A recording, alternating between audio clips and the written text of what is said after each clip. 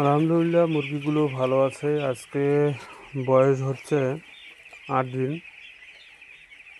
আল্লাহর রহমত ভালো আছে। সবাই লাইক কমেন্ট শেয়ার করবেন, অবশ্যই দোয়া করবেন। পরিষ্কার পরিচ্ছন্ন অবস্থায় আছে, খুব সুন্দর